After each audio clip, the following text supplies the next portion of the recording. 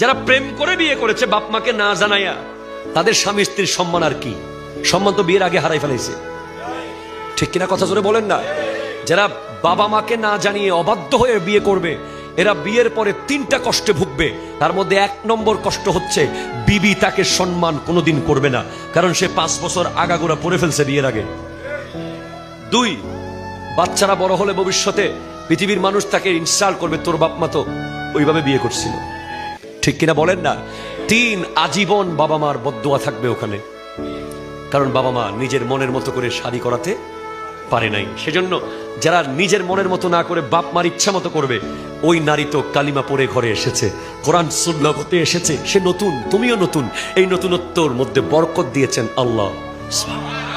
প্রথম যেদিন দেখা হচ্ছে সেই দিনের এটা প্রথম দেখা। আগে যেটা দেখা হয়েছিল প্রেম করে যার সাথে বিয়ে করেছো, তার সাথে প্রথম দেখা হয়েছে জেনা ব্যভিচারের মাধ্যমে, হয়তো চোখের জেনা, অথবা কলবের জেনা, অথবা মুখের জেনা। ঠিক কিনা কথা বলেন না? কিন্তু বিয়ের সময় কালিমার মাধ্যমে যে নারী তোমার প্রথম দেখা হচ্ছে, ওখানে তুমি যখন তোমার বিবির সাথে দেখা করতে যাচ্ছ, তোমার বিবি যখন তোমার সাথে দেখা করতে আসতেছে, আল্লাহর ফেরেশতারা রহমতের বাড়ি বর্ষণ করছে। পৃথিবী খুশি হয়ে গেছে, একটা বৈধ আল্লাহওয়ালা নেককার সম্পর্ক তৈরি হচ্ছে। সেজন্য আমার যুবক ভাইদেরকে বলবো, বিয়ের আগে কোনোভাবেই রিলেশন করবেন না বেগানার সাথে, কোনোভাবে না। এটা থেকে অনেক দূরে থাকবেন, বাবা মার উপর ছেড়ে দেবেন। আপনি মাস্টার্স পড়েছেন, MBA করেছেন, PhD করেছেন, বিয়েটা বাপ মার ইচ্ছায় করতে পারেন না, তাহলে আপনি জীবনের সবচেয়ে বড় একটা সার্টিফিকেটে ফেল করেছেন। যদি বিয়েটা বাপ মার ইচ্ছায় করতে পারেন, আপনি বড় গলায় কথা বলতে পারবেন, আমি কি জানি আপনারা না আনছেন। ঠিক কিনা কথা বলেন না?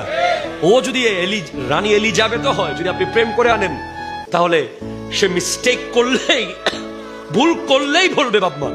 ধরেন তার পরিবার ঠিক আছে, তার ঘর ঠিক আছে, তার বাপ ঠিক আছে, সমাজ ঠিক আছে, নারী সুন্দর, একেবারে সব ঠিক আছে, এরপরেও যদি একটু পান থেকে চুন কষে আর নমাতে জুস দেয়, ঠিক কিনা বলেন তো?